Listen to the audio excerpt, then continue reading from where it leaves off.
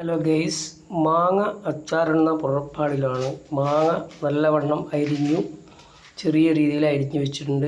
അതുകൂടെ പച്ചമുളക്, വെളുത്തുള്ളി അരിഞ്ഞ് വെച്ചിന്. പിന്നെ അടുപ്പിലൊരു പാത്രം വെക്കുക.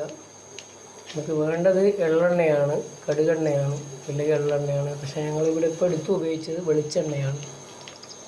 വെളിച്ചെണ്ണ നല്ലവണ്ണം ചൂടായി വരുമ്പോൾ കുറച്ച് കടുക് നല്ലവണ്ണം വറുത്തെടുക്കുക. കടുക് നല്ലവണ്ണം വറന്ന് വരുന്നുണ്ട്. കടുക് നല്ലവണ്ണം വറന്ന് വന്നപ്പോൾ എന്ത് ചെയ്യണം? അച്ചാർ പൊടി അതിലിടുക. എന്നിട്ട് വിനാഗിരിയും ഒഴിക്കുക. നല്ലവണ്ണം ഇളക്കുക. പിന്നെന്ത് ചെയ്യുക? ഞാൻ പാകത്തിന് ഉപ്പ് ചേർത്തിട്ടുണ്ട്. ഉപ്പ് ഇങ്ങനെ കുറച്ച് കൂടിയാലും കുഴപ്പമൊന്നുമില്ല, ടേസ്റ്റ് കൂടും. പിന്നെന്ത് ചെയ്യുക? നമ്മൾ അരിഞ്ഞ് വെച്ച് മാങ്ങ ഉണ്ടല്ലോ, അത് ഇതിൽ ചേർക്കുക. അല്ലേ, മാങ്ങ ഇതിൽ ചേർത്ത് അല്ലേ നന്നായി ഇളക്കുക.